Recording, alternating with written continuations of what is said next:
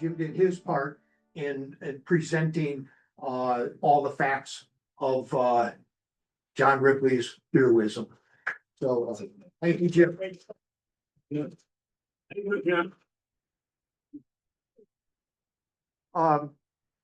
next PSA. Oh, sorry. Is to recognize Linda Dixon for receiving the white tricorn hat and the Minuteman cane award. She is the first person to be awarded to receive both awards, and quite a distinguishing recognition there for Linda. We know her as the leader of the Lexington Veterans, president for 9 years, and still continues to play a important role in the organization. She's also part of the chairs the Lexington Memorial and Monuments Commission. She is a member of the Town Celebration Committee and also serves as a elections officer. So she continues to give an awful lot to the town of Lexington. Linda, we appreciate that, and thank you for all you do for Lexington. Thank you very much.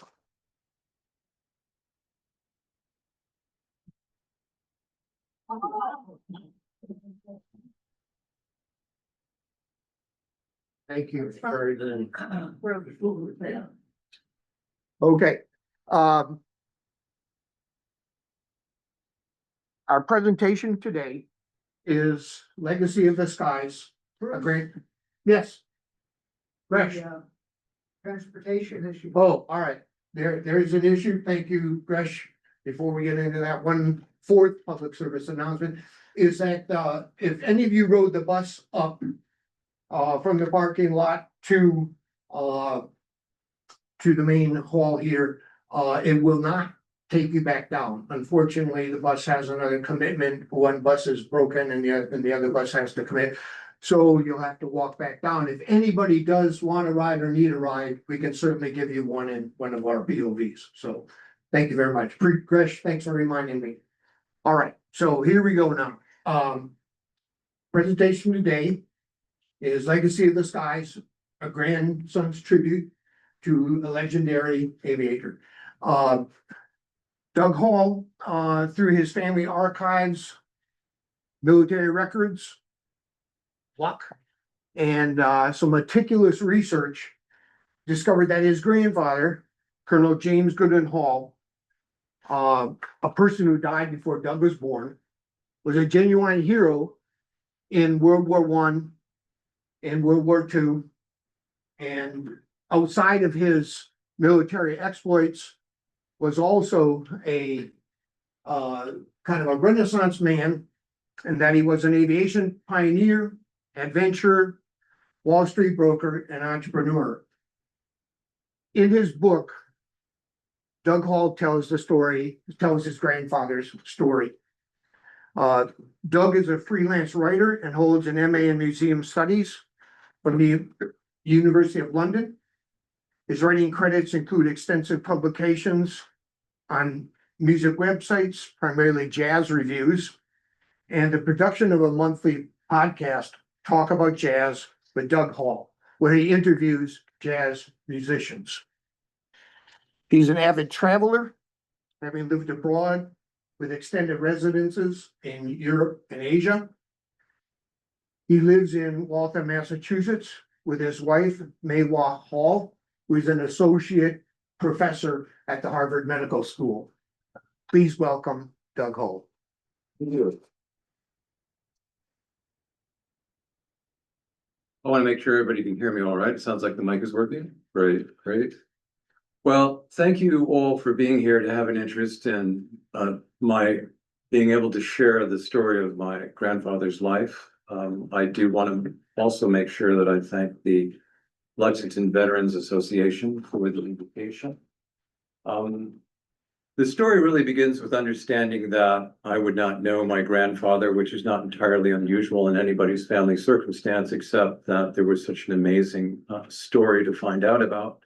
He also would be even less known to me because my father could not know him through a divorce circumstance whereby my father was separated from my grandfather when he was 9 years old.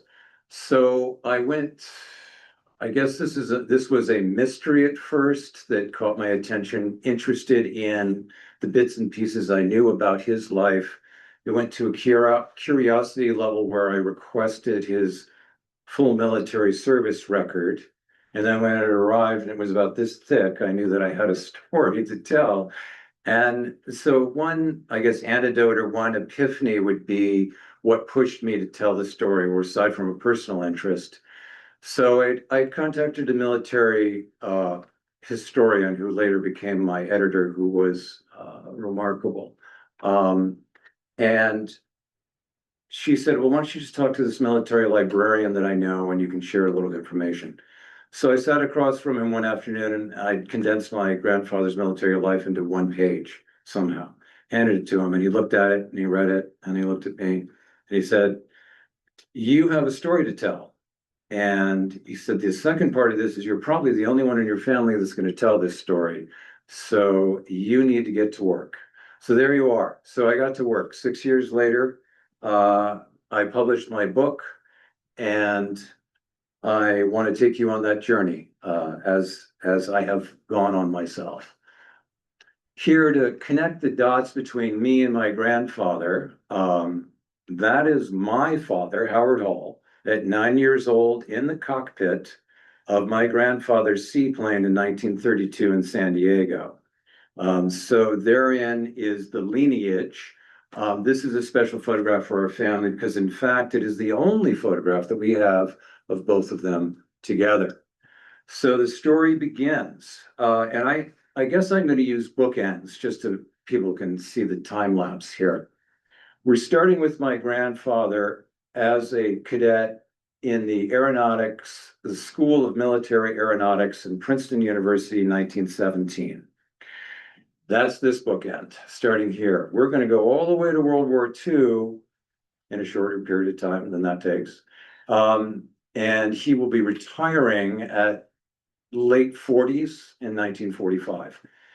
Herein is the choice that my grandfather made and others, was to learn how to fly and therefore be in combat over the skies of Europe in World War I. First step is ground school. That's where he is. That's a photo of ground school during that time. You're learning the anatomy of the plane, backwards, forwards, the design, the assembly, etc. This was actually a pretty intense academic program. This is a copy of the syllabus, just one page. There was a lot to learn. And I thought in terms of what I'd read in one person's diary regarding World War I.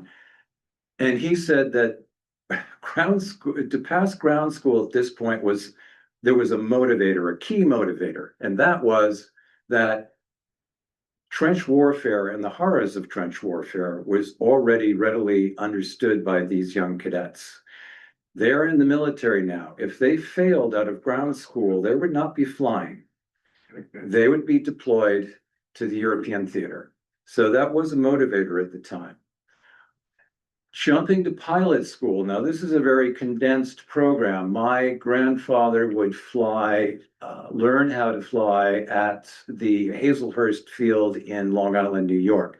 That's a map of it. Later becomes very famous because, in fact, Charles Lindbergh lifts off from this very same field in 1927 for his historic transatlantic flight, also where pilot Jimmy Doolittle will take the first blind flight using instrument rating alone.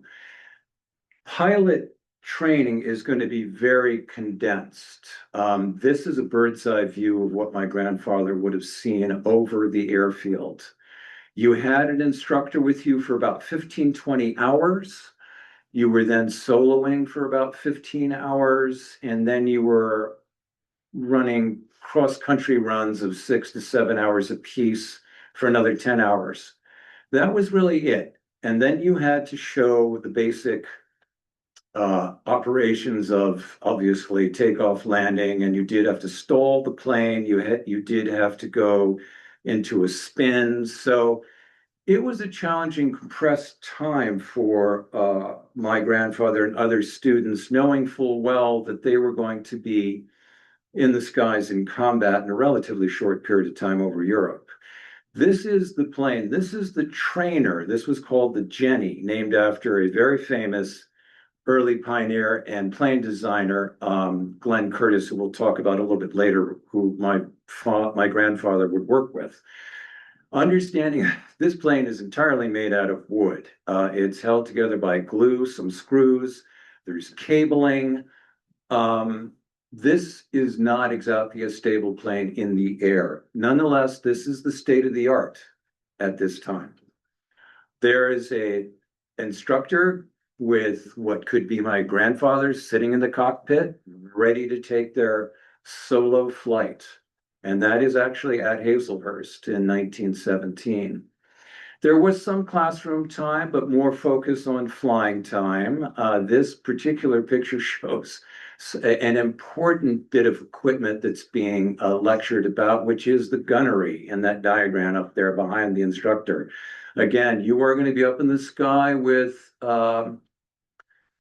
battle-worn German pilots who are going to be immediately engaging you in battles. So you will learn quickly how to use the gunnery, which is both installed on either side of the cockpit, and then there's a gunner in the back. So here's an illustration.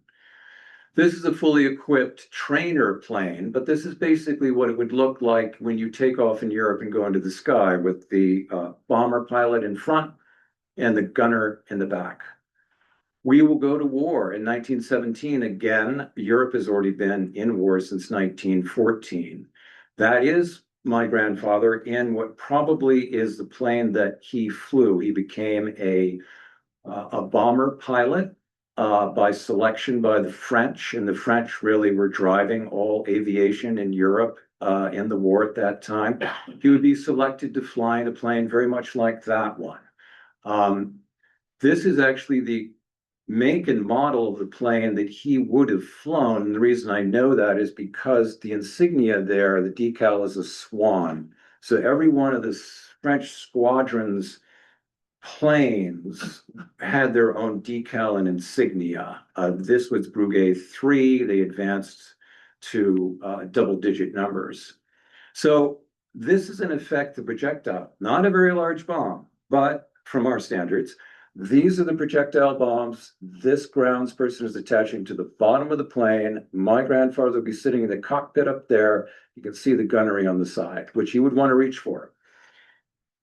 This is a fully rigged. This is a beast. This is the bigger version of the plane you saw before. Fortunately introduced when my grandfather would fly. This had a more powerful engine.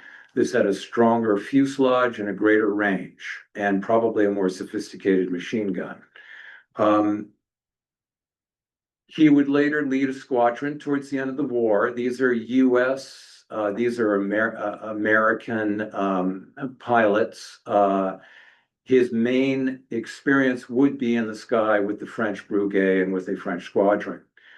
He flew in 6 battles in the sky in World War I. He was decorated. This is an indication in the newspaper. He received the Croix de Guerre for bravery in the sky, both in the Picardy fight, battle in the sky, and then later in a very significant battle late in the war called St. Mihiel, in which there were troop movements on the Allied side of over 1 million, and they overtook a very important offensive trench line from the Germans. So he received both an award in the Picardy War battle, and then later in St. Mihiel, where he was actually shot down and was able to take out 2 German planes before he brought his plane down, and then he was rescued. So this is a portrait that I found through a relative of mine. You can see the Croix de Guerre pinned to his chest. He looked so very youthful. In fact, he was. In fact, it really stunned me to remember just how young these men were. So he's 22. And the average age of those that flew in combat in the sky was 21 to 23. So he's seen a lot of life already. Moving on, he will stay within aviation. He'll not leave the cockpit very long because when he returns to the United States, there's already, in a sense, there's an aviation race already going on. The government and the Army has decided that they want to push the envelope on the current airplanes they have. And they have eager pilots like my grandfather and other veterans of World War I that are interested in still flying. This was the most famous race of the time. This is 1919. Objective, fly from New York to San Francisco and back. That's 5,000 miles. Never been done before. The altitude's not tested. The distance is not tested. The engines are not tested. However, you have eager young pilots who want the adventure and challenge of this. There is money involved as well. My grandfather would make it as far as New York to San Francisco, and his plane would go down in Salt Lake City. 63 planes entered this contest, and 8 finished the race, of which there were 50 crashes, and I think approximately, sadly, 7 fatalities. So this is the beginning of the advancement of what do you do with the plane after World War I? Well, you have to test its limits, test its distance. This is I think, kind of an amazing shot, kind of capturing the I guess the inspiration and the courage of some of these flyers, one giving the other best wishes before they take off. So the real function and driver for the plane is going to be in 1926, you have the first airmail service. Backing up a couple of years, my grandfather, because of his love and passion and involvement at the aircraft at this point, is going to be drawn into the development of the airmail airplane. These are 3 main players, visionaries that were involved. And very quickly, I'll introduce them in their relationship with my grandfather. This is Howard Earl Coffin. He is a well-known industrialist at this point. He's a capitalist, financier, raises money. He actually has already designed a car, the Hudson, to compete with the Model T by Henry Ford. His attention goes to flight. He starts his own company, the National Air Transport Company, and he begins to build financing for money to build airplanes. The individual in the middle, that is Glenn Curtiss, who we saw earlier. His Jenny plane was used for training pilots in World War I. He was a genius. He ended up designing probably 50 prototype planes. He flew and tested them mostly himself. To the right is Glenn Martin. You may recall the company Lockheed Martin is still current. That's the man. That is Martin there on the right, who is designing planes, kind of pushing the envelope on performance and design. He will be with my grandfather on the airfields, testing the prototype airmail planes as they fly distances back and forth, getting evaluation from the pilots. What's working? What's not working? What is the best plane that we can produce for the first airmail service? So my grandfather and Glenn Martin will be side by side. I have the newspaper clippings of their presence at these different airfields testing airmail planes. My grandfather will also associate with Curtiss in helping Curtiss in many ways promote his line of planes. His planes will be used integrally with Coffin. This is probably the state-of-the-art 1928, 1929 airmail plane. It bears NAT on it, which stands for National Air Transport, which was Coffin's company. He's not only financed, he also owns his own air transport company, and not by coincidence, he will compete for and get the best commercial routes for airmail to begin this, what I guess is a competitive race for airmail service. The next step is going to be to see what mail is being carried. These aren't postcards, this isn't junk mail, right? This is business mail. That's what's driving this, is business mail. So there's a stock from Standard Oil. My grandfather, with the bits and pieces that I have to sew together to learn, he has learned the financing aspects of aircraft manufacturing, which is started with the airmail service and this plane. He will take his talents to Wall Street. He will land there in 1927, begin with a brokerage, be mentored. He will then start his own brokerage, Collins, Hall, and Peckman. And he will buy a seat on the New York Stock Exchange. And there's the announcement.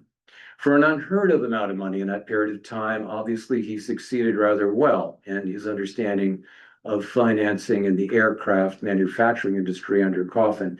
He buys a seat for $595,000 in 1928. In current money, it's an astronomical amount. It's approximately $9 million. And then literally he has spent all of maybe 2 years before we know the stock market crashes in October of 1929.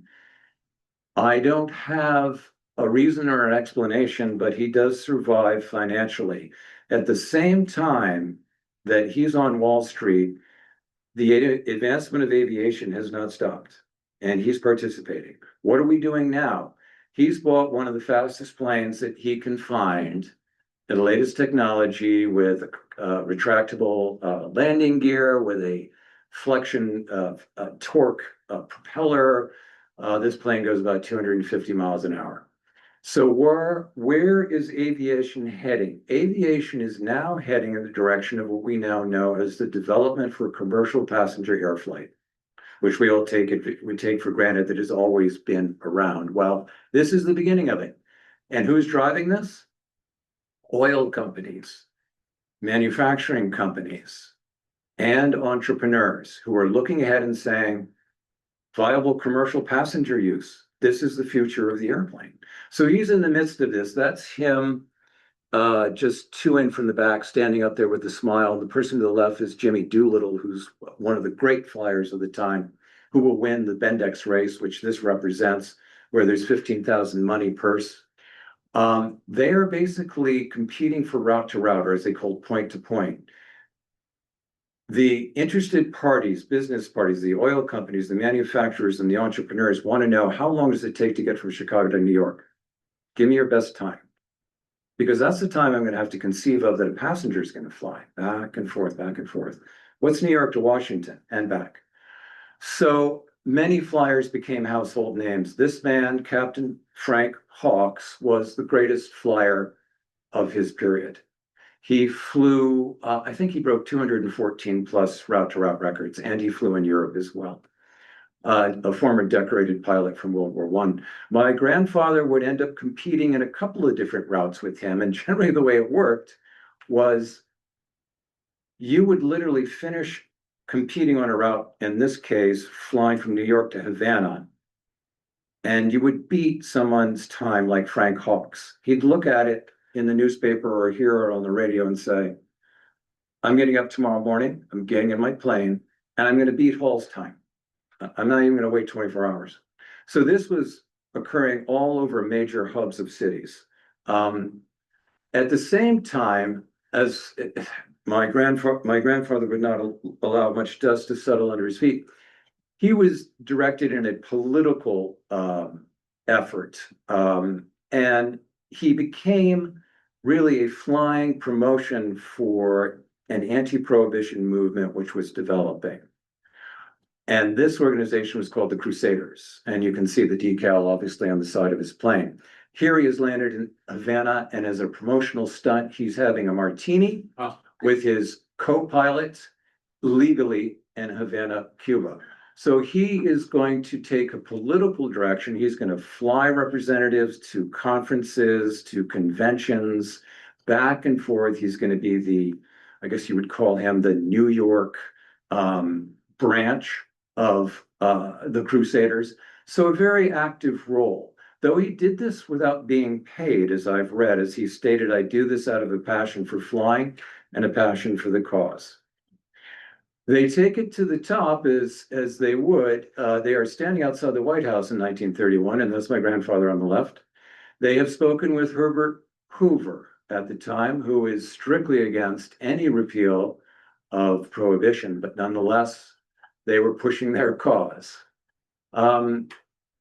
So taking a pause for a moment as we're going through the different chapters of his life, There is, of course, a lot of coverage occurring now because it's a bit like they're the astronauts of their period. So they're getting a lot of newspaper coverage. Their pictures showing up in the paper.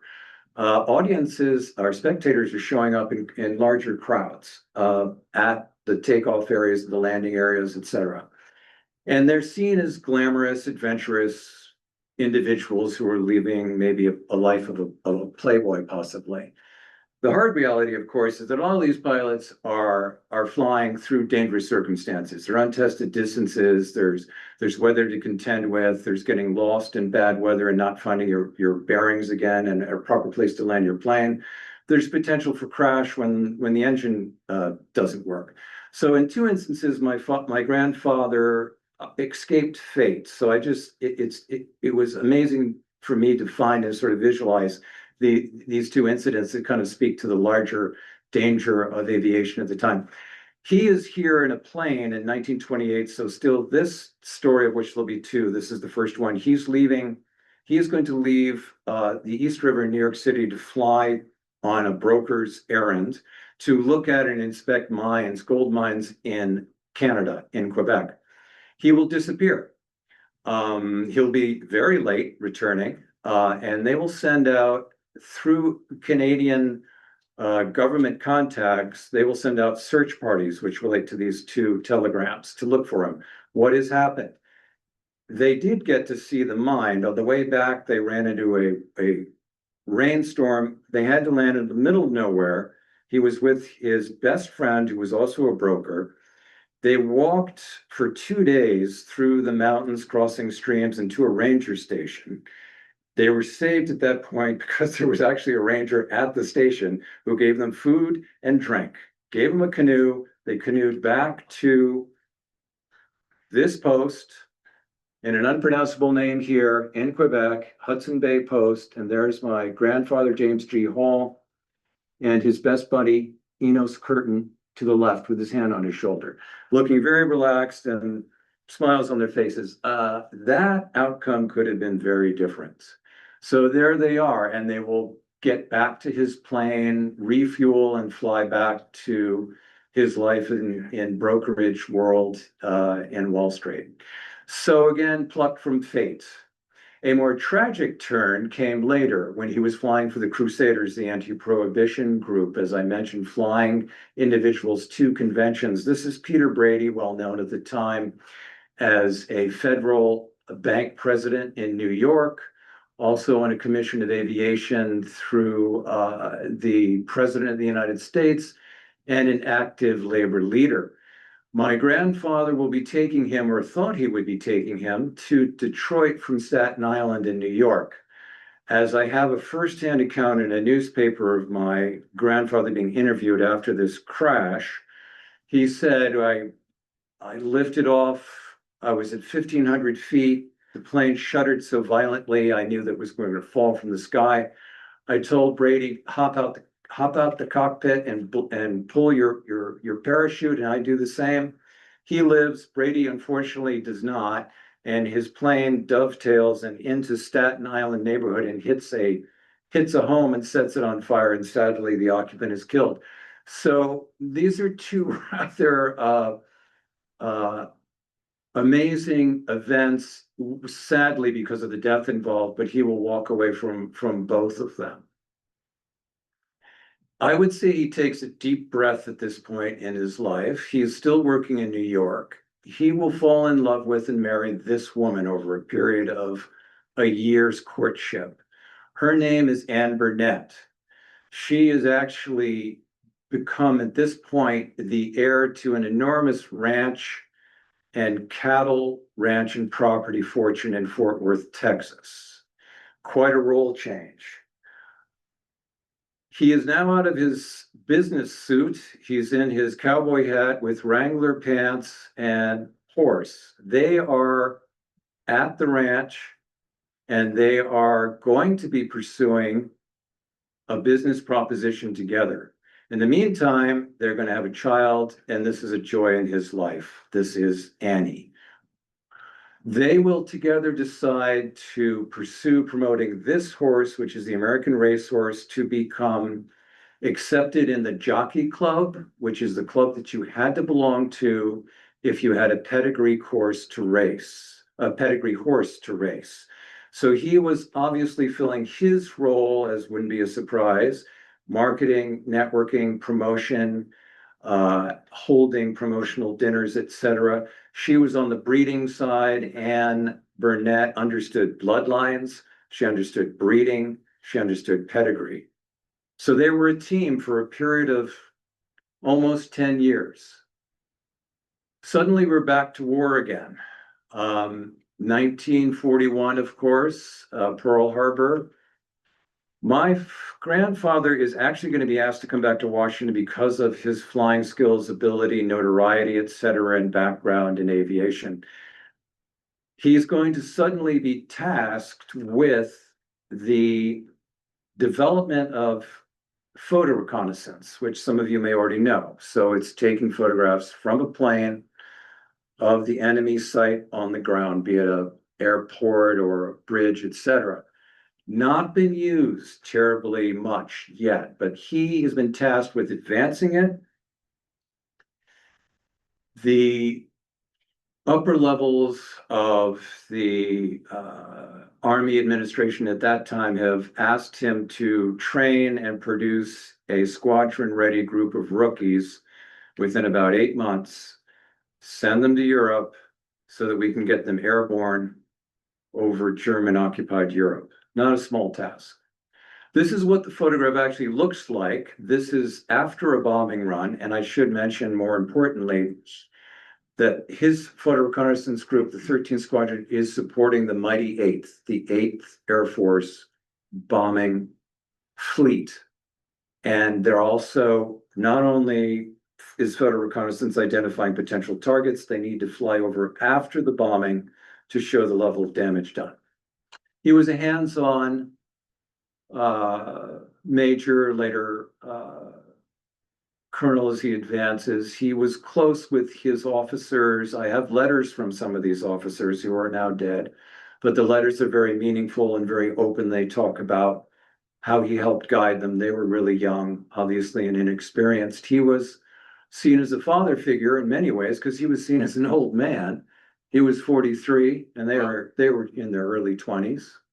So here he is debriefing with one of his squadron pilots who's just finished a sortie, taking photo reconnaissance photos over German-occupied Europe. He was hands-on as well. He is landing his plane after being the first pilot to fly a full photo reconnaissance sortie over German-occupied Europe. And in many ways, he was a pilot alone. He flew 43 sorties.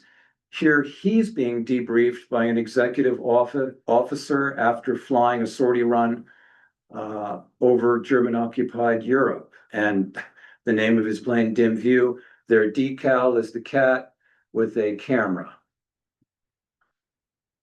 The unsung hero that he was responsible for here is the photo lab. Of course, without a decent photograph produced, printed, and cropped, you don't have any evidence to look at.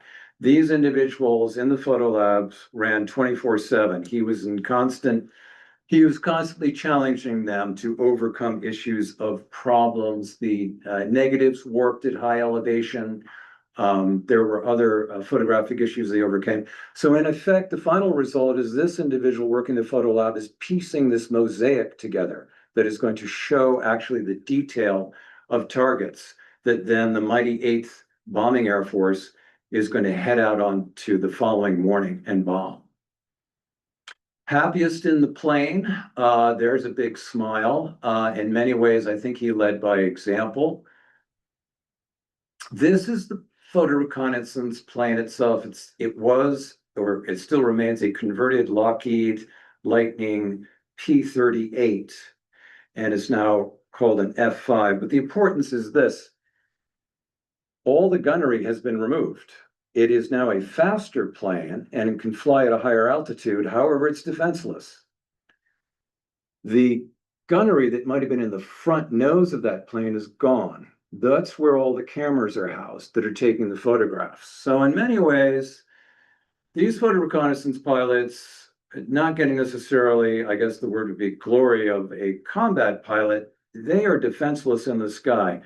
Maneuverability and the ability to detect your enemy ahead of you saved many a pilot in photo reconnaissance. But that is the very plane that they flew to capture the images that would save thousands of lives and shorten the war, certainly.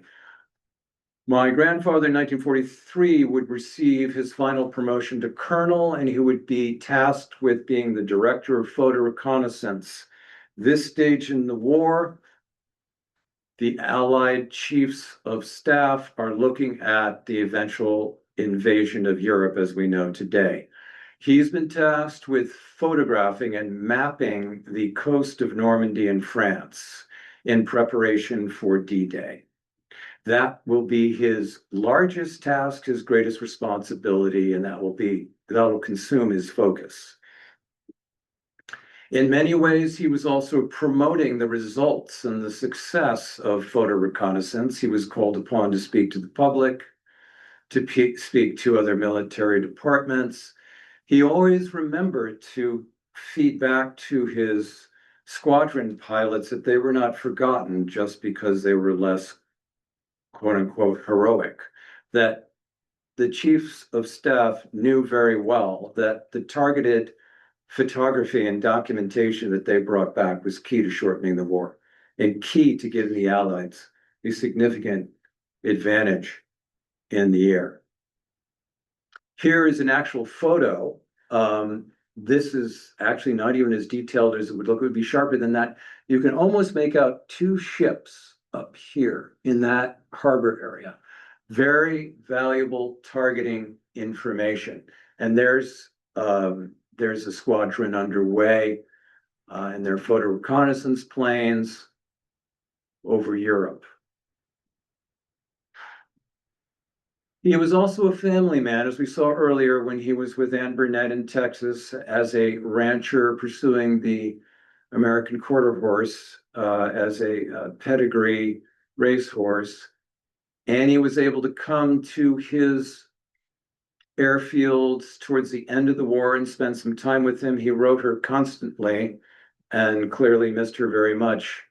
My father, unfortunately, was never able to make this connection again, though I do know from the officers' letters that I have who served under him that as my father did serve in World War II as well, that he inquired about my father on a regular basis through the line of command that he could to see where he was and what sort of danger he might be in. So he was concerned, but sadly they never reconnected. So in the end, I choose this photo as the final slide. For me, in a sense, it really, it captures his spirit, his smile, his confidence. And I feel very strongly in many ways, as highly decorated as he was, I didn't go down the list of medals. He received the Legion of Merit. He received the Distinguished Flying Cross. He received special awards from the French and from the British. He was really interested in flight, in aviation. He was really interested in pushing the envelope of the plane, of what was the next step? Where do we go next? And I want to be in the cockpit and I want to be part of it. That was his passion in his life. He was forced into retirement. He didn't want to leave the cockpit, but they said, I'm sorry, we're not giving you the keys to the car. You're too old at 45 years old. He sent, there's one cute card that I'll end on. I have these images of postcards that he sent to his daughter, Annie. He said, I want you to remember, your father flew both a World War I prop plane, and at the end of World War II, he was able to fly a prototype jet propulsion plane, what we call just a jet plane today. That was new technology at this point in his life. But he said, I'm not leaving the cockpit until you give me a chance to take one of these up in the sky. So happy to know his story. And I feel like, obviously, any relative would want to have met their grandfather, and particularly in this circumstance. But by virtue of my 6 years of research and writing and editing and photographs and other material, I feel like I now know him. Not as well as I could in person, but I certainly know a good bit about his life and his passions, and his accomplishments. So thank you so much for your time.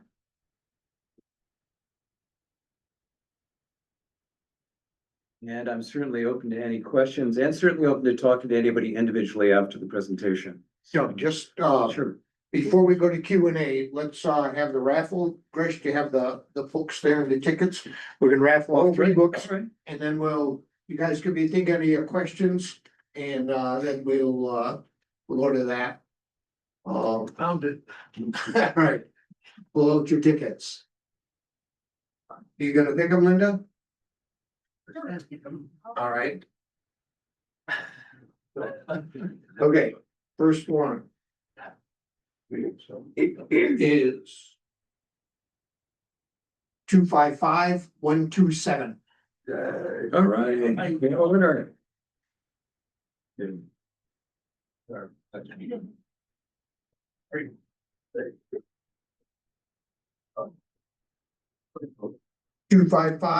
Winner. 255153. 255153. No winner.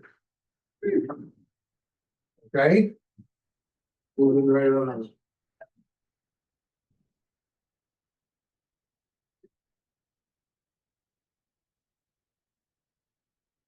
Two five five 138. 138. My goodness gracious. Well, this is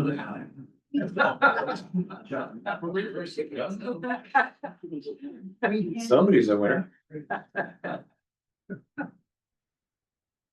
Okay, 255149. 149. My goodness. Can I offer a number? Yeah, right. Let's go to the next. Remember our next number available. 255129. Yeah, you check here. No, I just. Keep going. Handed them out. Yeah. All right. Yeah, that was not right. Keep going. There's a winner in there somewhere. Have people get up at night. 255148. That's all right.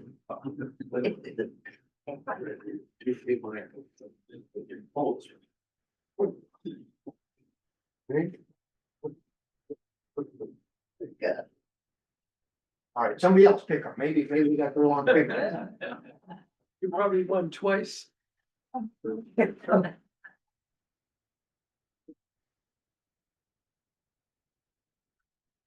255134. 134. Well, I think. Close enough. Close enough. Yes, sure it is. Yes, yeah. I just made up. 131.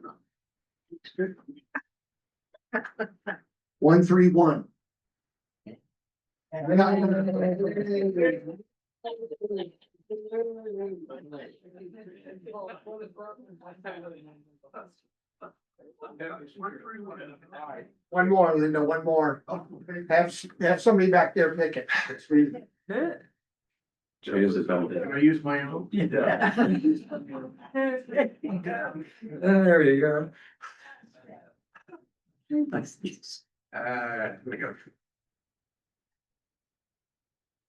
130. Oh, yes. Nice. So close. Another space. All right. Okay. Doug, thank you very much for that presentation. I think we got a 2-for-1 on that. Not only did we get the the history of Doug's grandfather, but kind of a history of aviation from the golden years into World War II. So thank you very much for that Thank you for information. being here. So questions?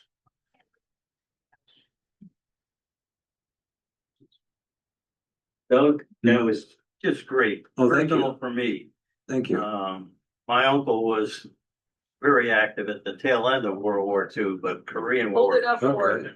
He Okay. did the. Little louder. Yeah, hold it That's all closer. Yeah. He, Saying. right? Yeah. He did the reconnaissance, with some fighter planes, in the Okay. Navy. Right. And unfortunately, about 6 years ago, his house burned down. He had a museum in that house Oh, and it went up with it. terrible loss. But Yeah. just got me with little chills going by Sure, and seeing sure. that, Yeah, how important it was. Hold I it used to Yes. sit and listen to him talk about his flights almost to the day of what he had in his mind to not only do what the orders were, kept going. yes, exactly. The reconnaissance was the co-pilot in these fighter planes. Right. Boy, I sure missed when I saw the fire and whatnot and the remains of it. But the same name still Right. resonates with me. Right. So this was great. Yeah, well, thank you. And thank you for your feedback and sharing. There are other photo reconnaissance uses in other wars. And certainly part of what the reconnaissance pilot was also responsible for was if the 8th Air Force in this circumstance didn't like the results, you went back. And you may have just had a close call taking those photographs and come back and said, got the assignment done. And they're going to look at it and they said, no, you missed it. You don't quite have the target sharpness that I want. You're saying that too, is that the pilot no longer became the key person.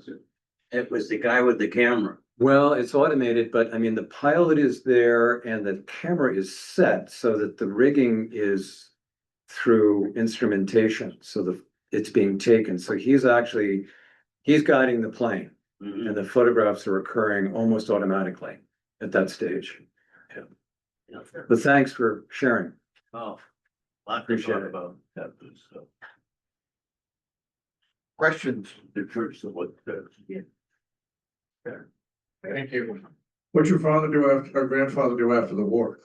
Well, he didn't live very long, sadly.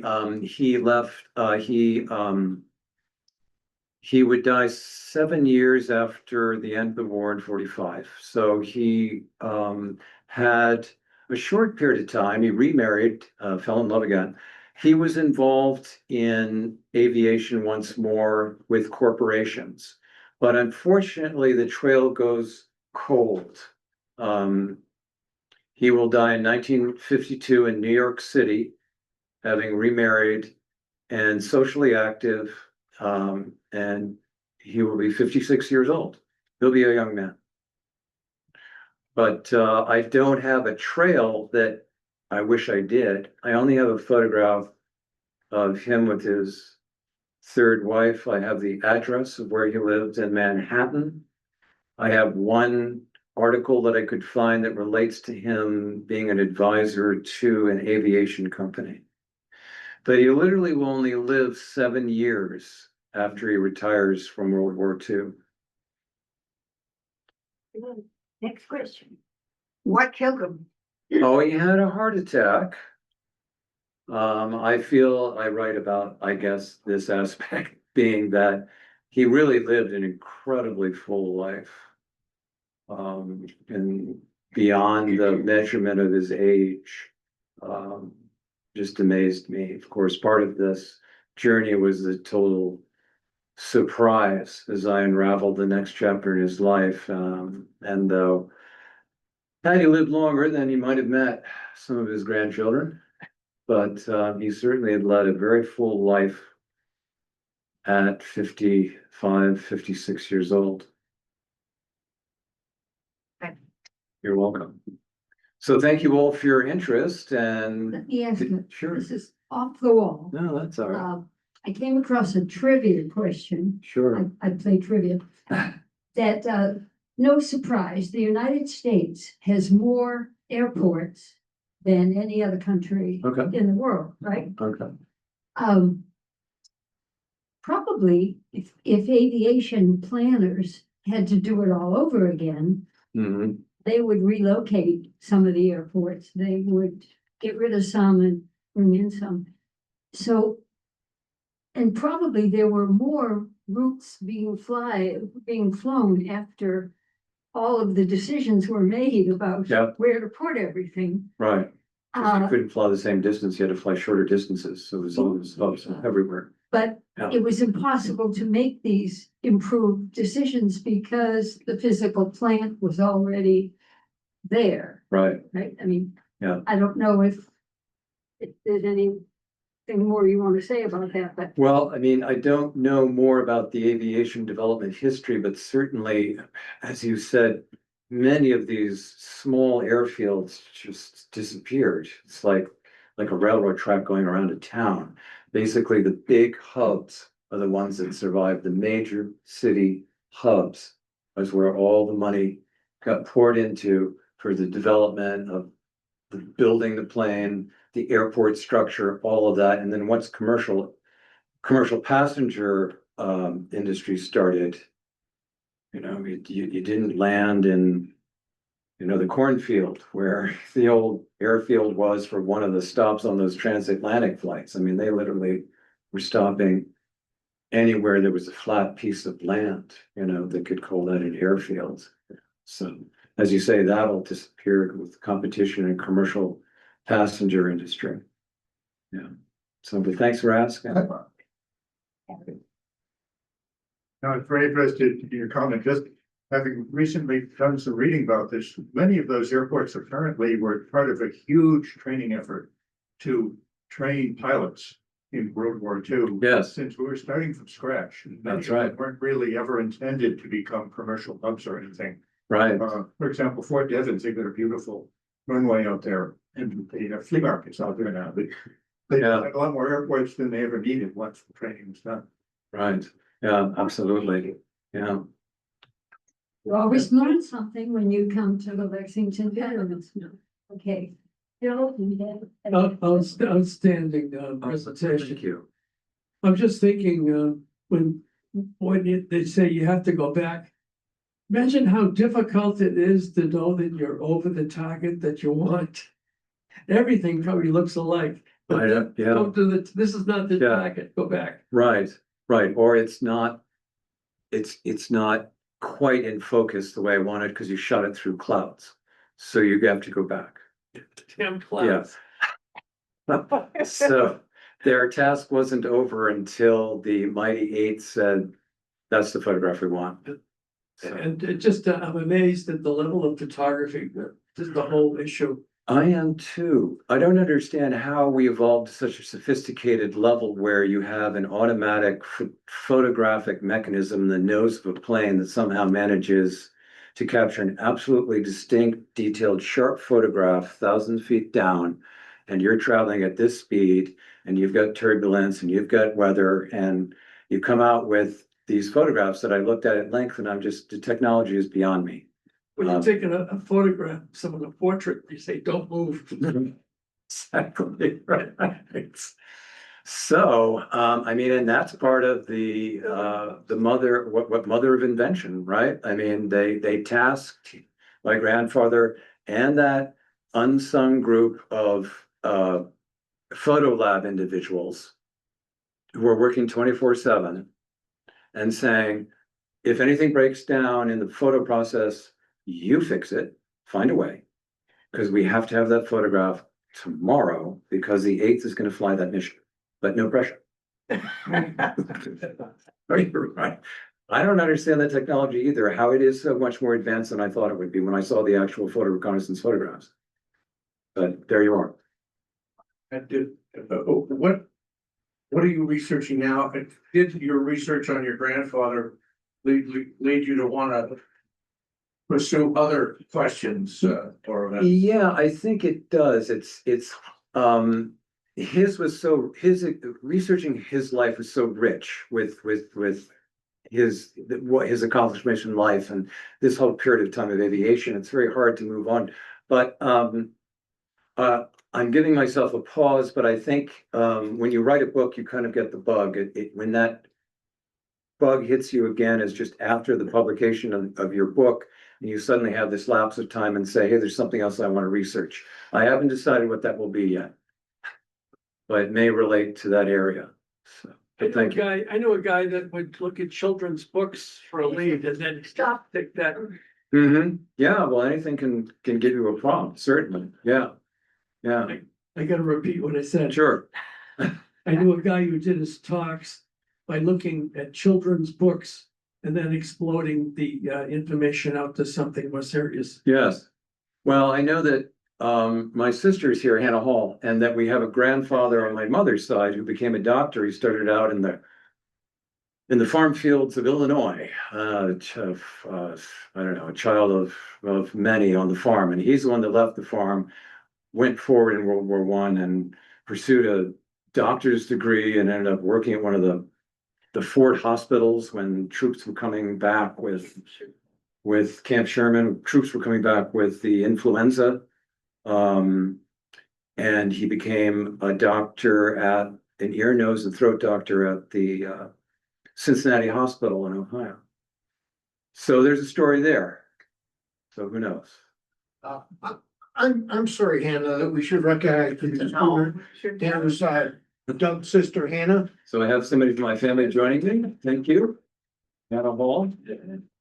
So, Doug, I don't know if you came across this at all, and I know you're focused on Europe, but was something comparable happening, I assume, for the Pacific Theater, or did your father's work feed into that? yes, it did in my book. Not to plug it, but in my book, there is a section on photo reconnaissance occurring during World War II outside of the European theater. And yes, they are using it in Asia as they advance towards the Japanese occupation of Asia. They are using it there, and they have used it significantly in the first foothold in Algeria and Northern Africa, where we begin our first foothold against Rommel and his tank division, et cetera. So it's being used elsewhere, but his focus and his task has been here, preparation for the invasion. Well, thanks for the question. Now, that's a good question to ask. Yes, it is being applied to other theaters of war during World War II. Yeah, absolutely. Any other questions? Was one of those theaters Sicily? Yes, certainly with the actions there, the hopping literally from the North African region to Sicily and then the coast of Italy, and that advancement. And it's just, I mean, you're so surprised by what you find when you meet other people in other veterans groups. So I ended up going to the annual event for the 8th Air Force Veterans Association because of my curiosity and interest, because my grandfather's supporting the 8th in photo reconnaissance.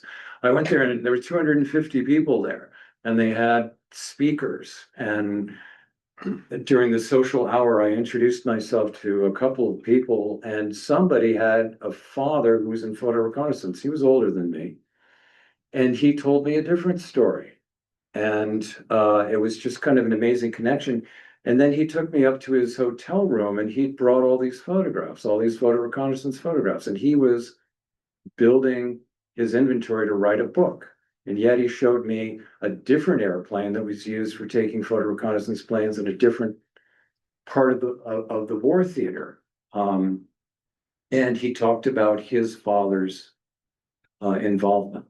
So that was really rewarding, is to step outside of my grandfather's world and go to this larger organization of people that were interrelated. And so I learned quite a lot from just that one association with that, with the mighty Eighth Veterans Association. Okay, any other questions or comments? He got to be a full bird. That's huge. Yeah. Okay, thank you, Doug. Oh, you're welcome. Appreciate. Thank you for the wonderful opportunity. Presentation. Thank you. Thank you. Good education for us. Okay, just one reminder, our next presentation will be on Monday, June 8th. It'll be Dan Breen talking about the 1972 Eastern Offensive by the North Vietnamese. And this actually ties in a little bit to John Ripley's stopping at the Dong Hop Bridge. So connection there. June 8th, and that'll be the last one until September. So hope you'll all be there. Thank you very much. Appreciate it. Thank you, Bruce.